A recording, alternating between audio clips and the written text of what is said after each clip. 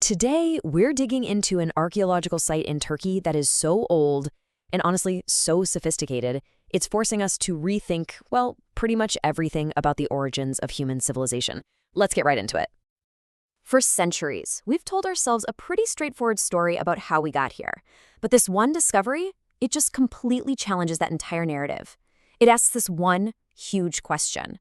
What if the need to build, to worship, and to just gather together, what if all of that came first? To really understand why this place is so revolutionary, we have to remember the story we were all told. You know, the one that's been in our textbooks for decades. Yeah, you know this one.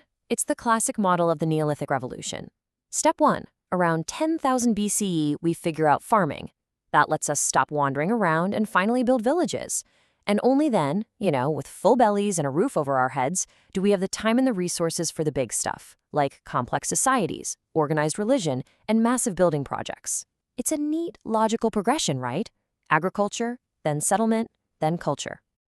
But then, in mid-1990s, on this remote hilltop in southeastern Turkey, an archaeologist named Klaus Schmidt started digging up something that, well, it just didn't fit at all. Something that was about to flip that entire timeline right on its head. And this is it. This is Göbekli Tepe. It translates to pot-belly hill. And for years, it was just that, a hill that local farmers would plow around. But what they were plowing around were the tops of the oldest megalithic structures ever discovered on Earth. Now, to really grasp how insane this is, you gotta understand the era.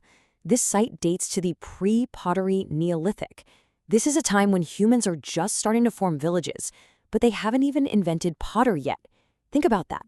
They are using stone tools to shape their entire world.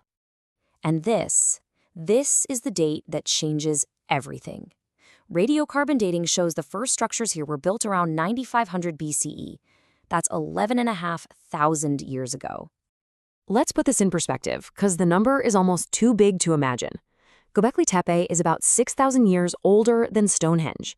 It predates the Great Pyramids by 7,000 years. This isn't just ancient history anymore. This is a completely different chapter that we literally didn't even know existed. So, right away, we have a massive paradox. If our timeline says you need farming before you can build giant temples, then who on earth built this place so incredibly long ago? And the answer is just shocking. They were hunter-gatherers. There is zero evidence of domesticated plants or animals here. Instead, what we find are the bones of hunted gazelle and wild boar, and signs that they were gathering wild grains. I mean, yeah, they had grinding stones, but for wild cereals. They were living in settlements, sure, at least some of the time, but they were not farmers. And this just gets right to the heart of this huge debate. Göbekli Tepe suggests that maybe, just maybe, the need to build a massive communal project like this is what caused people to settle down in the first place. That the sheer organization it took to build this thing might have been the very reason they had to invent agriculture, just to feed the workforce. Okay, so what exactly did these ancient people create out there in the wild? Well, they left behind this absolutely stunning gallery of megalithic art. And it is massive. Geophysical surveys suggest there are over 200 of these giant pillars, all arranged in at least 20 big circular enclosures. And the craziest part? Most of them are still underground, just waiting to be excavated. So the pillars themselves are the most iconic feature here. They're these huge T-shapes, and we now think they are stylized human figures. I mean, look closely at this one. You can clearly see arms carved down the sides with hands clasped right above a loincloth. But here's the thing. No face. It gives them this mysterious, almost anonymous quality. And these stylized people, they're not alone. They are covered, absolutely covered, in these breathtakingly detailed carvings of animals. It's like a snapshot of their world, a prehistoric zoo carved in stone. We see foxes, boars, snakes, lions, vultures, all chiseled with incredible skill into hard limestone. But what's really fascinating is the kind of imagery they chose. The carvings are almost all male animals, and they're often shown in threatening or aggressive poses. So these aren't just, peaceful scenes of nature. They seem to be about a world of power, of danger, and maybe spiritual forces. So what was this place actually for?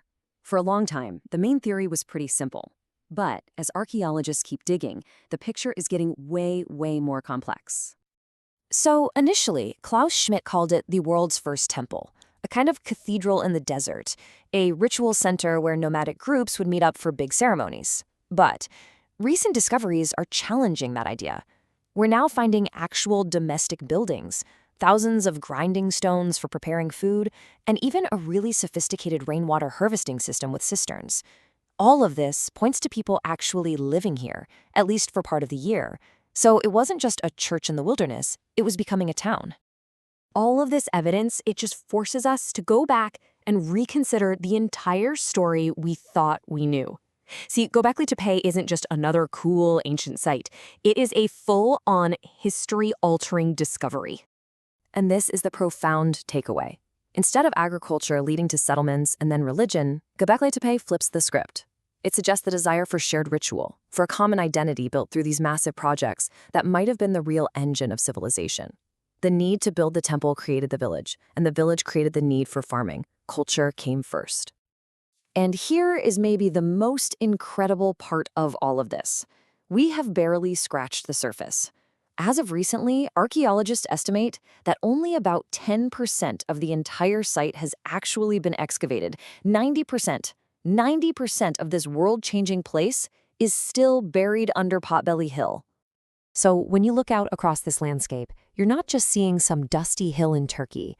You're looking at a place that holds the clues to one of the most fundamental questions we can ever ask. How did we become who we are? Which just leaves us with this one final, really tantalizing thought.